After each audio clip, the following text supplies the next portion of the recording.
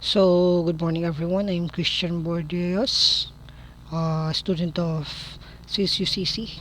Today I will be discussing the programming and logic. So, let's start understanding the fundamentals.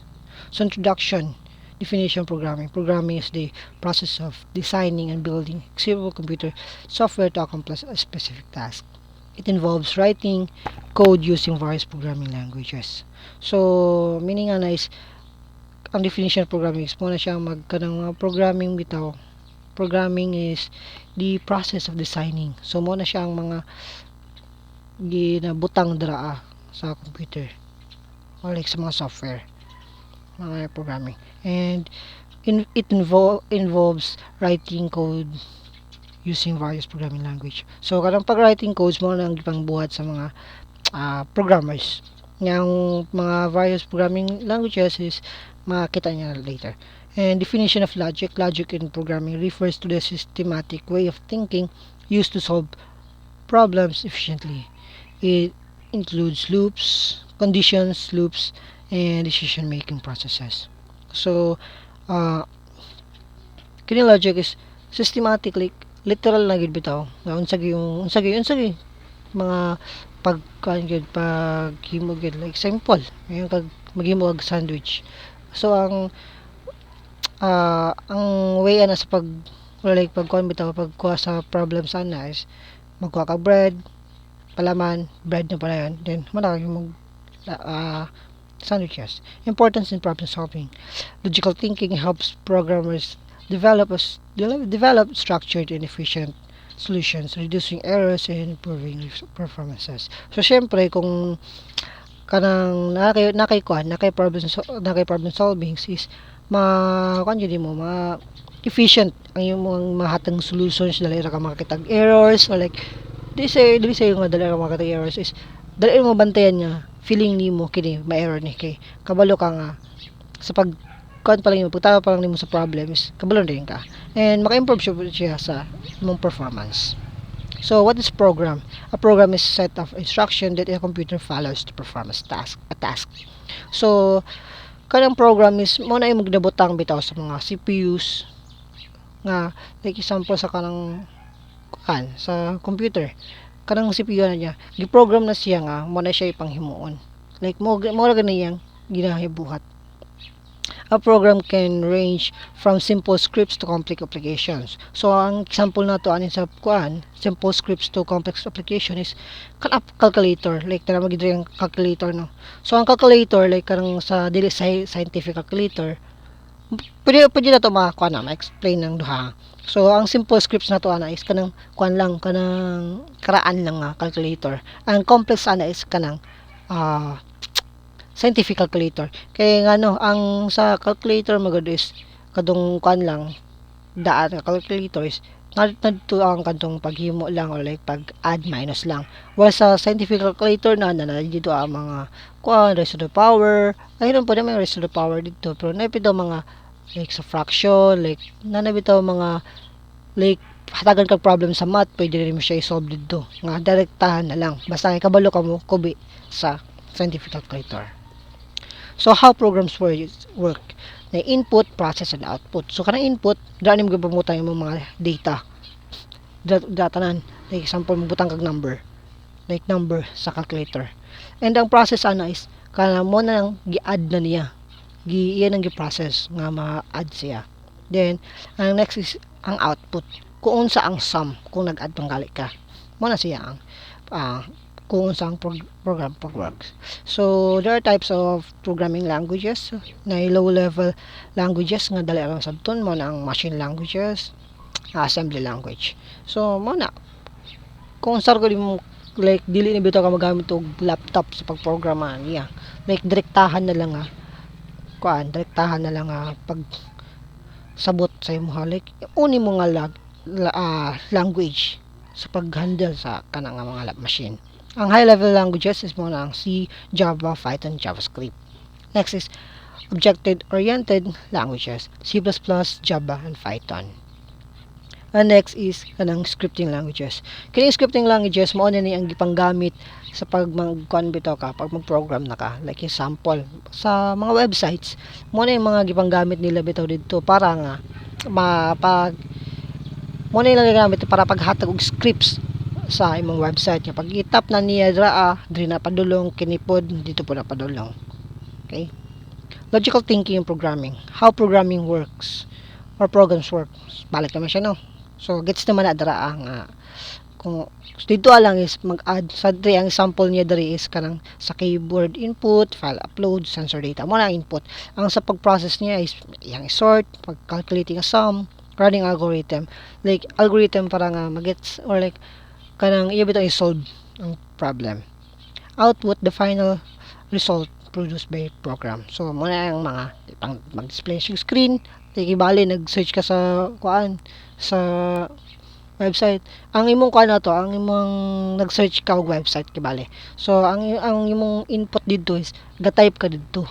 Then ang imong kuan na to, imong tawag ay imong process add to is ang web or ang internet itong gipakita mo ta ang pag-process, and ang output niya dito is gihatag na sa internet ang imong gipakita nga website.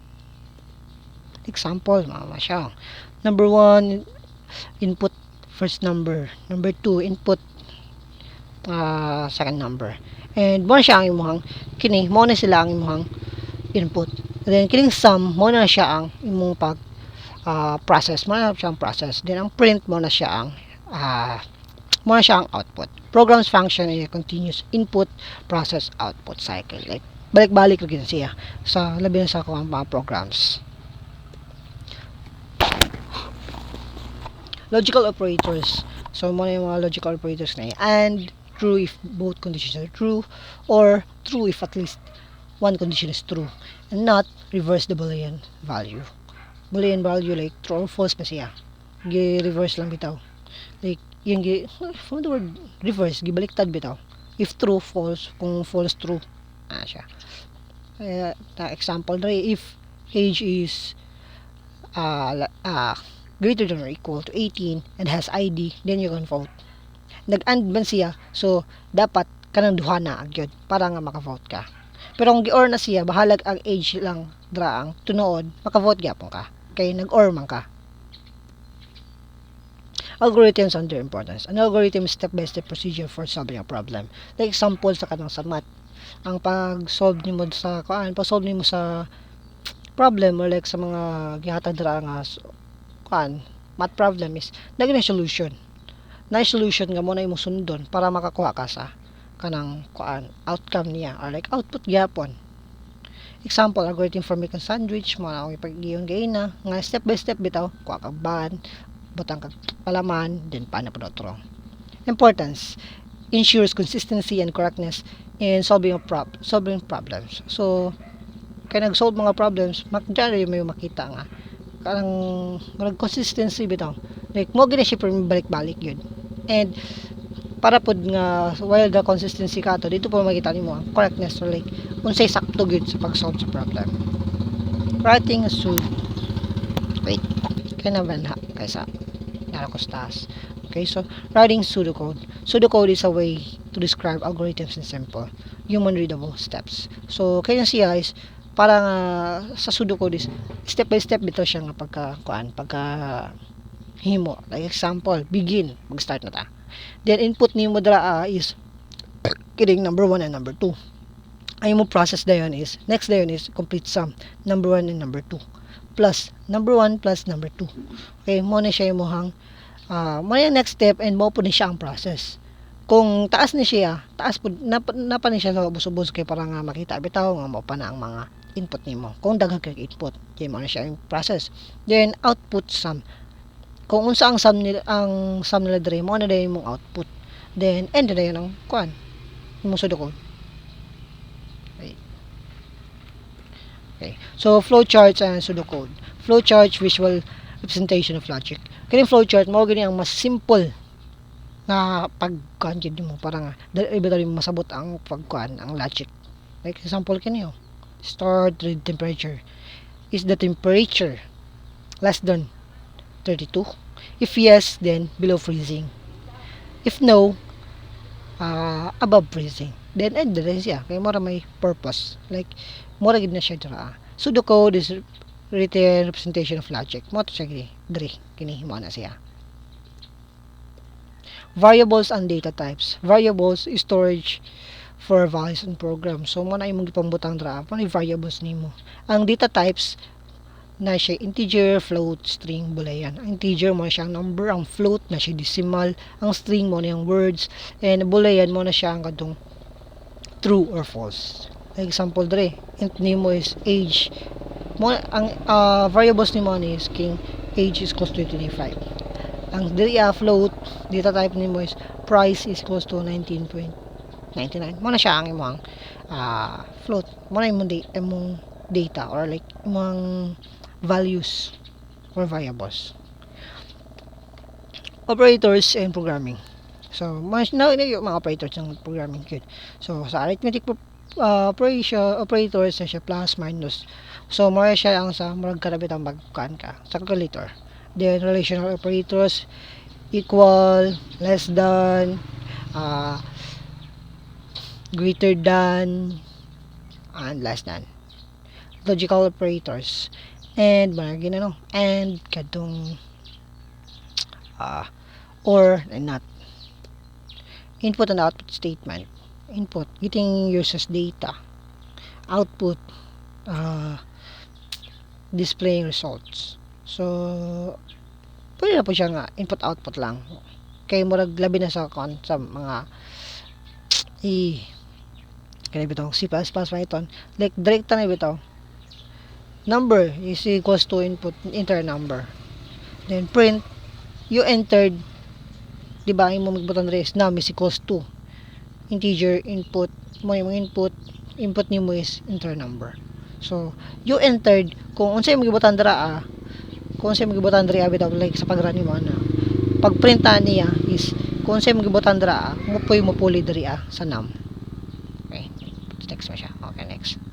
Debugging and handling and error handling, syntax errors, mistakes in grammar, like sa mga kan bitaw dapat yun makabalo yun ka sa pagkuan like unsay yung error dapat praktikalan mong good. So kung saan nadraa mo gid pud yung ibutang dapat di ka mawadaan. Like example semicolon na draa gid maguba yung adlaw si pangita semicolon ra man di mo kulang ulit labi na kung kuan nag capital ka nya di man di dapat to capital so dara gihapon dapat di gid ka dapat mamali dapat sakto. Logic errors code runs but gives incorrect results. So iyo pa diyang i-check always or like every line like kibalil na kay butang instruct dra it's best nga imo gid siyang i-run permi kay kung addition na bitaw nimo siya i-run nga kung pahuman na ka maglisod na rin kag pahita sa errors din ana. Debugging technique, print statement, breakpoints, debugging tools. So ang technique nga statements like imo siya ipang kuan gyud dra then breakpoints na kay mga breakpoints then mga debugging tools. Syempre debugging tools unsa pag debug kung wala tools di ba? Writing efficient code. Use clear and concise code. Avoid redundancy. Like balik-balik bitaw. Gitudlo na sa among kuan, among introduction to computing before nga labi na sa kanang kuan bitaw mag if ka sa kuan JavaScript dapat instead of if mag kuan na lang ka like daghan kay bitaw if dra so instead of if mag kuan na lang ka else if na lang daw ka pero mo putong isunod kay okay mong good pud siya pero sure ko napay uban nga mas kanang simple pero mas complicated kato nga search praktikalan mo tong mas okayhan ko ato siya ha. Then optimize performance, use efficient algorithms is like kanang dali ra bitaw masabot or like dali ra siya nga step by step nga pag-program. Example using a loop instead of repeating code. Yeah. Kaysa magbalik-balik, i-loop na lang siya. Like example sa karon sa date. I experienced it before nga may nga na bitaw nga gi-loop na ko ang sa date kay di ba na may kuan na may 28 o 29 sa February nya nakadepende pa na kay every 4 pa na so instead of imo to siya ibalik-balik dito like imo to siya ipang end dua kung mga na mo gawas, then loop na lang na siya nga pag maabot na siya or like nagay siya span of 4 years, then mo set na rin siya dito sa kanang February nga 29. Okay, gets. Next, control structure and programming, sequential execution. So kayong sequential is code runs in order, conditional execution, if else statement, looping execution, repeating task using loops. So mga if else statement, decision making programming. If like example na to, decision making programming, like decision making bitaw mag true or false, bulayan yan bitaw. If score is less than or equal to 50, if yes gali na, kung like sakto yung score, then pass. Pero kung dili gali na, then magpilit siya kung fail. Kaya dili man, di ba? Loops in programming. For loop repeats a block of code a fixed number of times. While loops is repeats while a code is true. So, na for loop, mabalik-balik siya ng numbers like a fixed number of times. Then, ang sa while loop is as long as true siya, balik-balik na siya. For example is, for I in range 5, and print iteration I. Like, i-iterate bitaw niya. Okay. Common mistakes in programming, forgetting to initialize variables, like, kanang, initialize gini mo mga variables na like, parang mag-gets bitaw. Then, infinite loops. Dagat kayo loops niya. Incorrect pagit ang logic yung gipang gamit sa mga conditions. Like, wa bitaw na tugma. So, dapat, bantayan gini niya. Ninyo na. Summary and recap. Programming is solving problem using logic. So, summary na, last na eh. So, programming is solving problems using logic. Siyempre, logic gina yung pag-solve sa programming. Like, hindi siya yung nga karang lisod bitaw kayo. Siyempre, lisod siya, pero kung sundon lang gini mo ang logic, di iga maglisod. Pa, mga ginala, lisod mo lang yung sundon ang logic kay daghan, labi na mga bae. Libog kay gutok. Di ka balong ka nahiilang logic. Logical thinking helps create efficient and error-free programs. So, basta kayo mo lang yung sabton, like, critical thinking bitaw. Maka, may efficient gadog error-free programming. Imong programs, imong mahimo.